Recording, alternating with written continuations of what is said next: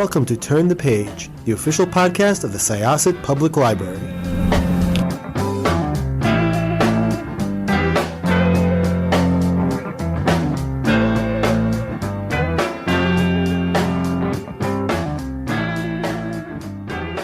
Hi, everybody.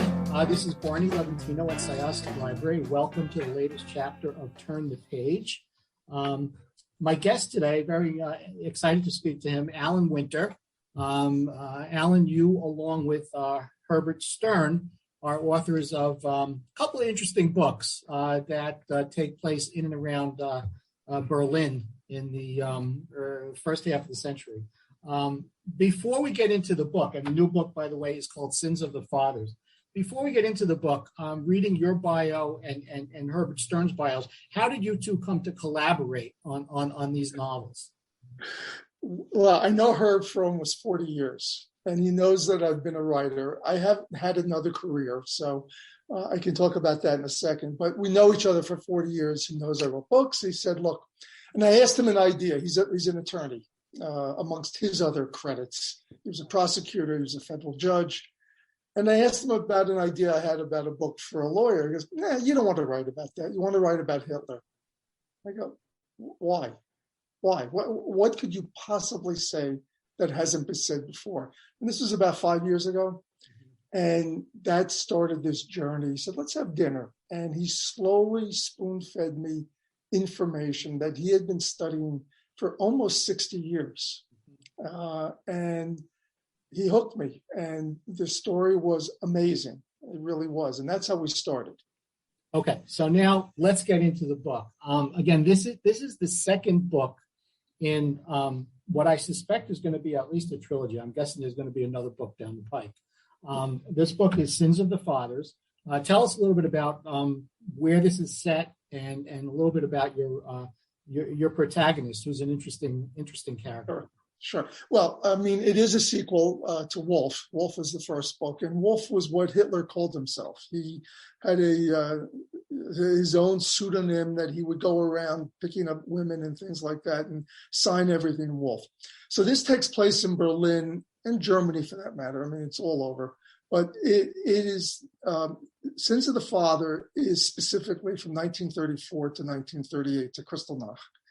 34 because that is when Hindenburg died in August of 34, and Hitler did away with the office of presidency of Germany, combined it with his chancellorship, and he then became the Führer, which is what we've known him to be or called him through all these years. The Führer means leader, and in abolishing the office, he then declared himself dictator, had a plebiscite on August 19th of 34.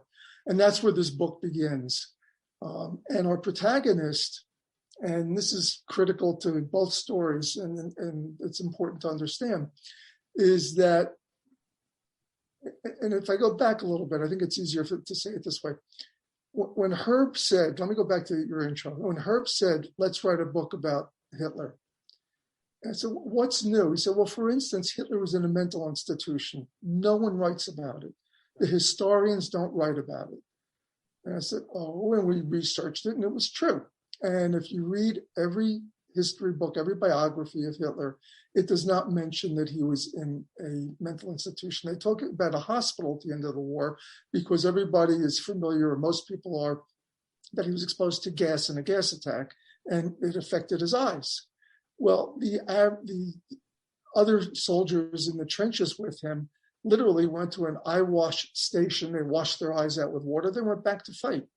Hitler was ranting and raving, I'm blind, I'm blind, I'm blind. And he made such a fuss. They sent him 600 miles away to Pomerania to Pasewalk Hospital. And Pasewalk Hospital had a mental ward. And that's why they sent him there. And he was diagnosed by a psychiatrist. So what we wanted to do was correct history, because in essence, history has been censored, and I can get into that with you in a moment.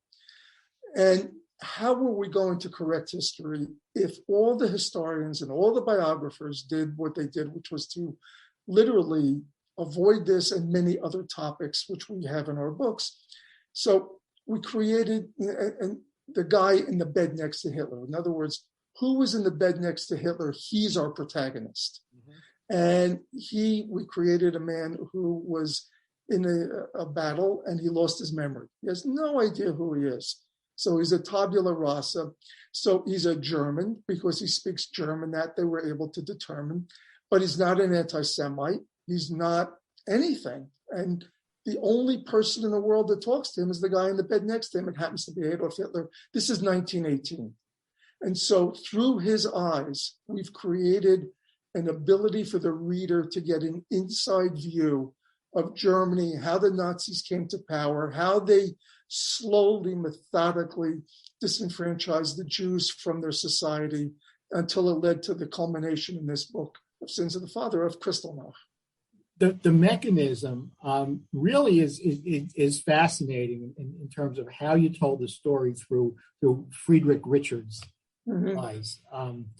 Again, starting with this person as you described it as a tabula rasa, it really was the only way to tell the story without having the pre-existing experiences, the mores, the philosophies of the particular individual influence the manner in which they observe what's going on. And his development, his relationship with Hitler begins on really a very, very human level. I see this person who needs help and I'm going to help him. And as the stories progress, his blank slate begins to be filled in, and his attitude, while he still recognizes the humanity in Hitler, he's seeing the progress and where this whole thing is leading. And it really was a fascinating mechanism for you guys as writers to come up with and to tell the stories. It was interesting. Thank you. Well, I don't think there was another way to tell it. I mean, if you think about what any of us know historically of the characters that were in the Nazi inner circle, Goebbels and Göring and Himmler and Heydrich and whomever you want to name, they really didn't turn on Hitler. They didn't reveal his secrets.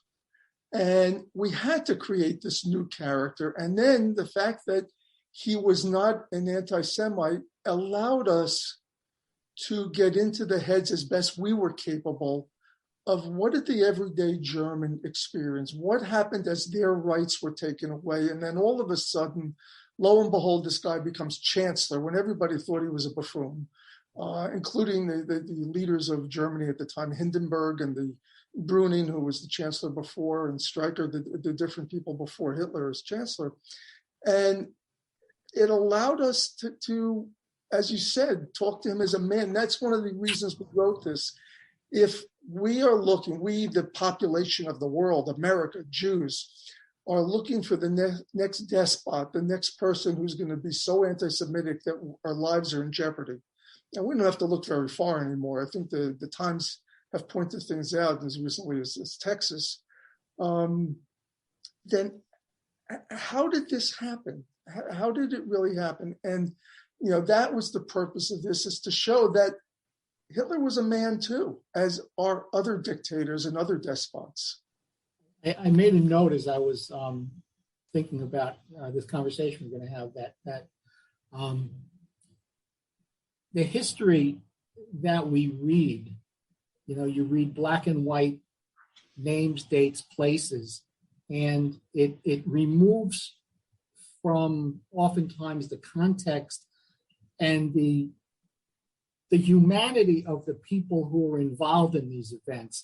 And this story, for our listeners who have not read the book yet, Friedrich interacts with real historical characters in and around real historical events, and it puts those events in a context that it's a little bit easier to,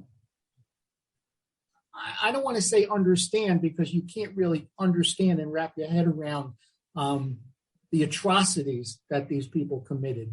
But what you can see is the interplay among flesh and blood human beings and the dialogue and the way they kind of collectively came to these decisions, as horrendous as the decisions were. It kind of puts it into a real perspective for somebody, rather than, on page 587 of my history book, this, and this happened. And it makes it a little bit more real for people who, obviously haven't lived through it in the past. And it's an interesting story on that line. It's fascinating in terms of what I learned along the way, a lot of the minutia of the history. So you're both historians, which makes it even better. Well, we're not. That's the interesting thing. We're not historians, neither of us. Well, you have a history degree, don't you? I do have a history degree. Okay, but you don't call yourself a historian. Okay. No, because I know so much about history that I think I should know more. But what you're saying is very, very important. One of the things that happened when we did a deep dive into this is that we realized that historians, and I'm going to try and answer this in two different ways, or say this in two different ways. Historians censored history. They censored the history of Hitler, and they censored the history of the Nazis. They didn't censor the Holocaust, obviously, and we know the classic things that all of us know. That's not censored. What's censored is they didn't know how to deal with Hitler the man and the German people in general, that how could you account for the atrocities that happened after? How could you account for Kristallnacht? How could you account for the extermination camps, the Einstein group, and where the soldiers followed the German army into Russia and then killed 1 million something, point blank? How do you explain humanity or human beings doing this to other humans? And so what happens is the majority of us have been exposed from childhood on of viewing these Germans, these Nazis, these capos in the concentration camps, the guards, whoever it may be, every story that we see on Netflix, as monsters, as people who followed orders, who had a choice and didn't elect to do, quote unquote, the right thing. And it really wasn't quite the case like that. It really wasn't. They're monsters in what happened. I don't want to say this the wrong way. But they went home to have dinner. They went home to their families. And how far would any of us go with literally saying, if you don't do the following, your entire family will be eliminated? And I'm talking about the Germans. When you took some block warden in any city in Berlin and said, if you don't turn in so-and-so, and you don't tell me who the Jews are in your neighborhood, your whole family will be thrown out on the street. What's the dividing line for all of us between morality and doing the right thing and following in order? And so we needed to be accurate with everything. And what we began to find is that the historians did not portray Hitler as a human with all the warts that he had. They called him an unhuman, a subhuman, a black hole, all this other stuff. And, he put his pants on one leg at a time like we do. And that was important for us to get out there, because if you don't realize that, you miss the next despot coming along. Again, we get now to another note that I made here, and that is that history is not static. And we read about these events in the past, and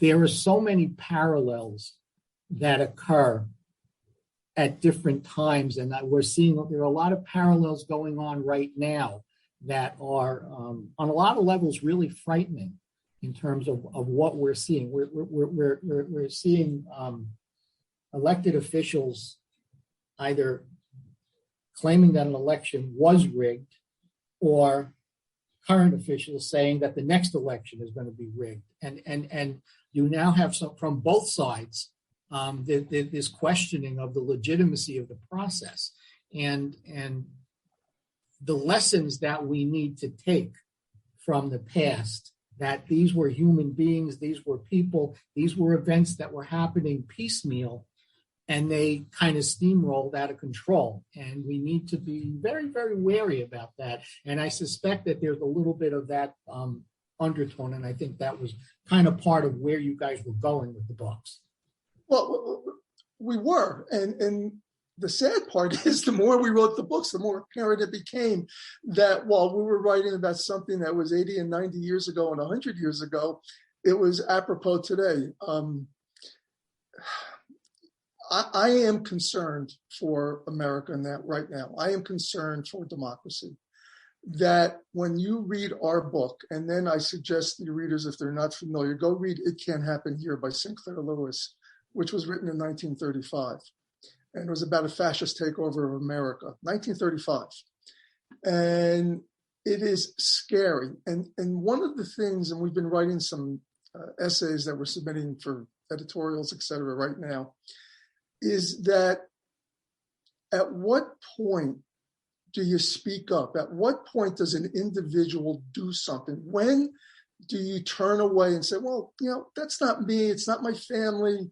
It happened in Texas. It happened in Belgium. It happened wherever it was, but it's not me. And I think the great problem there, let me say that differently, the great lesson we learned doing this research was that you need to speak up. That if you remain neutral, if an individual remains neutral, a family, and then a country or then a leader of a country remains neutral. And we can talk about Chamberlain in a second because I think that's important. Yeah, I want to get into the substance of the book. Yeah, if you remain neutral, you are helping the bad guys. It's that simple. You are allowing them to continue. And as they chip away one right and one freedom, chip by chip by chip, at the end of the day, if you start with a stone and you're a sculptor and you keep on chipping, eventually you're going to have a form and a shape that looks like something. And our democracy is being chipped away like that right now. And let me just add before you ask your next question, Marty. No, that's okay. One of the CNN newscasters the other day was talking about Biden and the Ukraine and saying that this is Biden's Chamberlain moment. And I agree with him. And I think that things that President Biden said yesterday were wrong. And I'm talking for myself. I'm not talking for my co-author at all. I think that you can't give an inch because when you give an inch, you give a mile. It's a cliche, but it's true. And I think that we're at a tipping point right now in history that we may regret things that are going on, that we are looking the other way. I want to get into the substance of the book and the story that you're talking about, because it kind of ties in with what we're talking about in terms of when do you speak up and what do you say. A significant element of the story that you tell is the attempt by a group of insiders who kind of saw where things were going and tried to stop it. Admiral Canaris's group that tried to stop things before it got too far. They were unsuccessful, and you mentioned Chamberlain, and that kind of played into it. You want to elaborate and talk a little bit about that? Oh, absolutely. Another lesson that we learned when we were doing this, and you have to understand, I'm Jewish, Herb's Jewish. We grew up, lost family in the concentration camps. It's not like we are trying to sugarcoat history or do anything. We're just trying to be objective. And what one realizes is that not all Germans at that moment in time were bad. Not every single German was a Nazi. A few of them were, as a matter of fact. And it goes what we were just talking about is when do you do something? So what the heads of military, specifically what you're referring to and what the book is about, is they realized that Hitler in 1937, 1938 was on a collision course to start another great war. At that point, they really didn't use World War as a name for it because, World War I that we know was the Great War. But they said another great war, another war that will take over Europe. And they said, we're going to lose. That, and it wasn't that because they were military men, they were afraid of losing a war. They realized how devastating the war would be, both to Germany, to their people, and they're going to lose again. And there's no point to it, because what they then realized is Hitler is crazy. We need to talk about that too before we, end. And so the military leaders, the heads, the chief of staff, the head of the army, the head of the Department of War, literally began to form a resistance group to plot how to overthrow Hitler. This was in 1938. And realized that had they succeeded, and I'll go back to in a minute, there would not have been World War II, there would not have been the Holocaust, there wouldn't have been Kristallnacht. But what happened was they slowly began to bring in more military leaders. They brought in politicians. They brought in the equivalent of the Secretary of State. They brought in embassy people. They brought in clergy. And they brought in their whole spy network under Canaris that you mentioned. He was head of the ABWAR, which was their external espionage around the world. They all were beginning to figure out how they could take down Hitler. And what they did was they sent an emissary to England to meet with Chamberlain in August of 38. This was not the first emissary. There were some sent in 37. There were those sent to the French, to the Swiss, along the way. And it culminated in August of 38. It was Baron Kleist, Schmensen was his name. And he went with letters basically of reference to meet with Chamberlain and say, look, all you need to do is England publicly say, Hitler, if you go into Czechoslovakia, then we will come to the aid of the Czechs. And it's important to understand that the French and the Russians had signed a pact to support the Czechs, and England would always support France. So in essence, the German generals knew that if Hitler crossed the border or the frontier into Germany, that you would have France, Russia, and England creating a war against Britain. The key here was that Hitler was smarter than all of them. He knew that they wouldn't do it. He read the people the right way for him. And Chamberlain was the great appeaser. Chamberlain refused to see the emissary that was sent by the German generals. And the reason they needed England to step up was because the lower level military in Germany had signed an oath to Hitler. And this is important to understand. And it's important for our country to understand going forward. When our officials swear to anything in America, they swear to the Constitution, will uphold the Constitution. Well, that was the same in the Weimar Republic. But when Hitler took over and became dictator in August of 34, where our book started, he changed that. So the oath was to support him. So now you have these second-tier military people said, we supported Hitler. We signed an oath, that we swore an oath. We're going to support this man. And they had this big conflict where military men, we follow orders, but there's a morality. And the German heads of military said, all we need is someone to step up so we can use them as leverage. And in the last moment, they had the roads that they were going to block. They knew who was going to, I don't want to ruin the story. They knew who was going to surround the chancellery, who was going to take down Hitler, what was going to happen. And at the last moment, Chamberlain made a secret flight, first time he was ever on an airplane, to Munich to meet with Hitler. And that's the Munich Agreement that everybody knows about. And if that didn't happen, the world would be different. And while this is going on, Churchill is chafing in the background because he saw what was happening. He got it. Churchill got it. So it turns out that Chamberlain would not meet with these men. He allowed Chamberlain to see them. And when we did our research, we realized Chamberlain, as much as he was chafing, still did it. Churchill, I'm sorry, you're right. Churchill, he still did it with, I think, Chamberlain's approval. And because at the end of the day, he did write a letter of support for the German resistors, but he passed it through Chamberlain.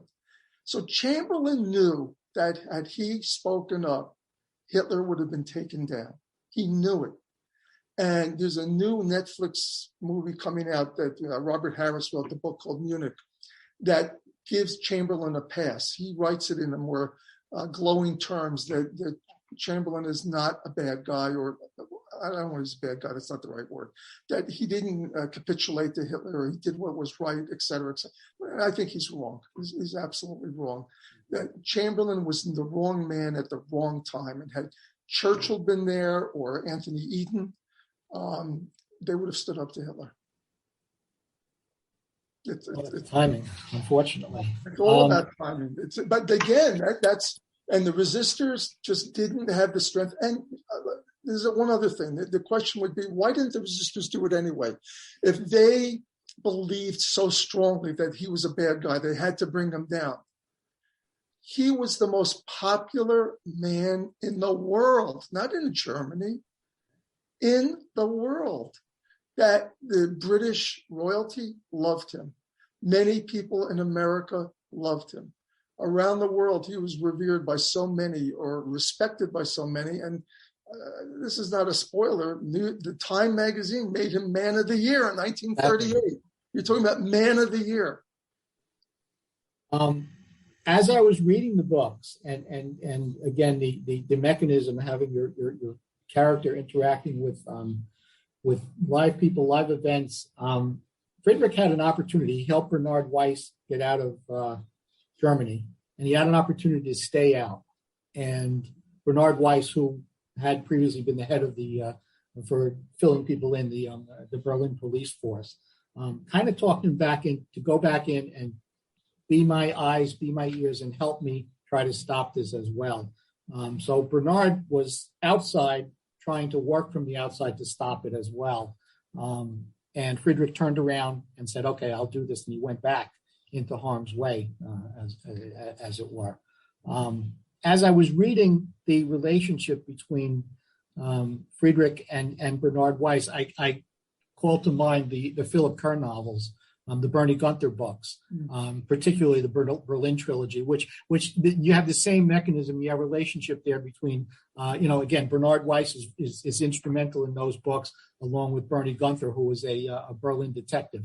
And I started thinking a little bit about the two characters, excuse me. And your protagonist is there. He's seeing what's going on, and he's trying to influence things in not a heavy-handed way, as much as Bernie Gunther, who was in the mix as a detective, was kind of forced into really getting his hands dirty in a lot of times. So the two characters are different in that way, but it called to mind those books, and I just thought I'd throw that out there. I'm sure. Here's one of the, if you realize, we dedicated Wolf, the first book, to Bernhard Weiss. Bernhard Weiss, for the readers, was not only the head of the police, the head of the Prussian police is the highest level of authority, basically, in the country at that time. This is before Hitler took over. He was the only Jew in Germany, and this is important to underscore, the only Jew in Germany in the 1920s to stand up to the Nazis. He sued Joseph Goebbels multiple times for blasphemy and defamation, and he won. He went to court and won every single time. And the moment that Hitler took over, they put a death warrant out or an arrest warrant out for him, and he had to flee. And this is all true. But he became a perfect person for us to have our character continue. And you bring up a good point. Like, we had Friedrich in Prague, where is in true life, that's where Bernhard Weiss went until he had to leave Prague and go to London. And he could have stayed away. But our character is the reader. And I think what we tried to do, and hopefully we accomplished it, we have the reader inside the book. We have the reader inside Germany. We have the reader inside the meetings. And by the way, the majority of dialogue that is in the book, when it comes from the big names that those are what the words they used. We took it from memoirs, from transcripts, from different reports. We tried to be very faithful to show this, and yet this is not a polemic. This is not a didactic book. It's not a history book. I don't want to scare the readers. Those who like suspense thrillers, this is a suspense thriller to the last page. And especially, Sins of the Father, you have no idea where this is going, even as it's unfolding. You're now bringing up another point, the title of the book, and Sins of the Fathers. Fathers, plural. And I kind of looked at it as there were two, and I'm not going to give us any spoilers here, but the title kind of hit home to me literally in the last page of the book. and I don't know if I missed the point or not, Oh, but and there were two fathers involved. And one, you're talking about going back to, we have to discuss Hitler was crazy, and you question whether his own father had something to do with that, and the brutality of his own father, who apparently was not exactly a candidate for Man of the Year.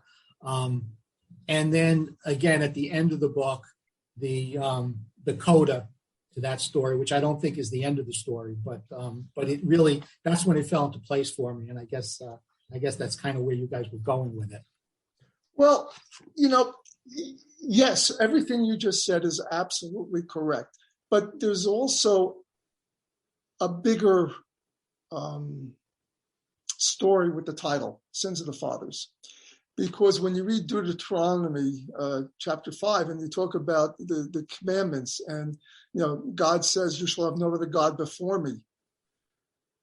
And if not, he's going to wreak havoc afterwards on the generations that follow. That's another interpretation of sins of the fathers. And we actually quote Deuteronomy in this. You have to realize one other thing. What did Hitler do? Hitler dismantled religion in Germany, not just the Jews, Christians, Protestants. He tried to get rid of the Protestant church. He tried to put it under one Nazi Protestant church. He got rid of the Jehovah's Witnesses. He got rid of a lot of different people, Catholics, oh my God. And so he basically became a god. He became Germany's new god. Nazism became their religion. When Albert Speer, who became his architect, made this enormous stadium, they would create it the Cathedral of Light. He would have as if God descended from the earth, from the heavens, and on earth it is Adolf Hitler.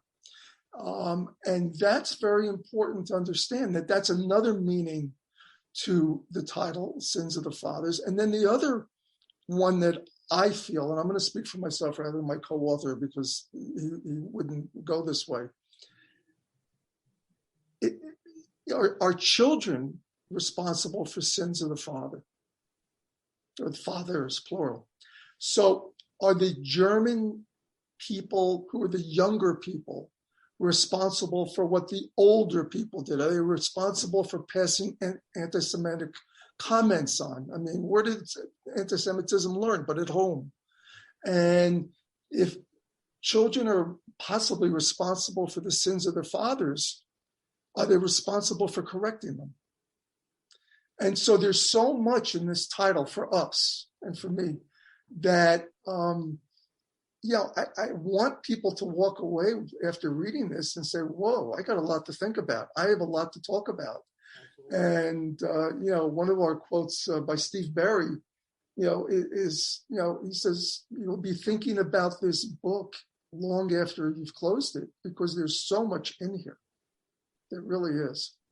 It is, in terms of straight fiction and an exciting story, it's terrific.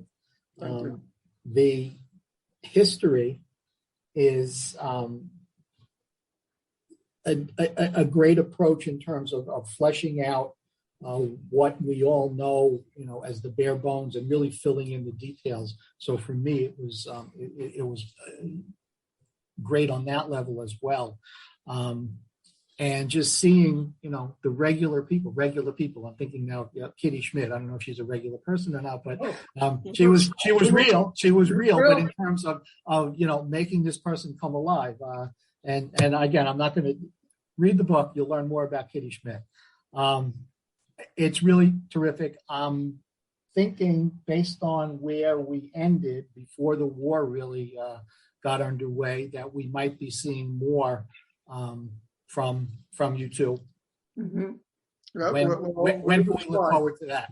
When might we look forward to that? I don't know. Okay. At this moment, we've spent 5 years doing this nonstop. And I think only because of COVID, we were able to get this book out as quickly as we did. There's as you know, an enormous amount of research went into this. We've published, by the way, all of our author's notes are going to be in Sins of the Father. There's going to be 30 or 40 pages of research if people really want to learn how this came about and what's true and what's not true. On Wolf, we've actually published it online called Notes on Wolf. We actually have an entire website dedicated to the research.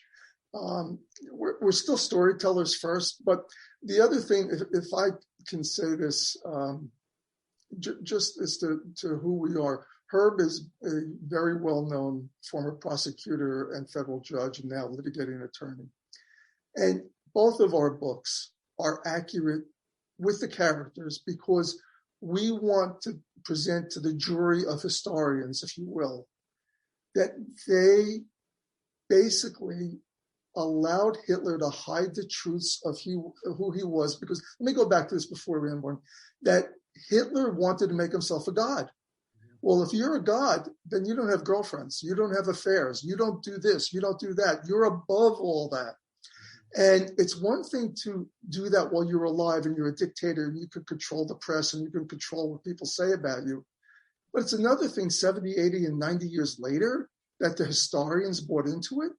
And part of it was they didn't know how to handle him. I'm not going to blame them and castigate them as not doing their due diligence. They didn't know.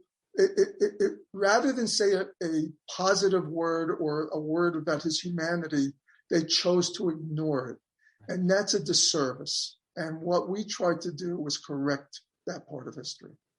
Well, I appreciate the effort. The book is a great read. I have to say the timing, it came in a little late. So I'm actually reading the books out of order. I'm in the middle of Wolf right now. I kind of went back to the starting point. But they're both terrific. Sins of the Father will be out in mid-February, and our podcast should be released just about the same time. So to our listeners, come on down. We'll have it here at the library. Alan, thank you so much. I really appreciate your time. Good luck with the next one, and thanks for joining us. Thank you. It was my pleasure and an honor. Thank you. Thanks for having us. And with that, we will turn the page on this chapter of our podcast. Thanks again. My pleasure. Have a good one. Thank you for everything. You too. Bye-bye. It's time to close this chapter of Turn the Page. Join us for the next episode.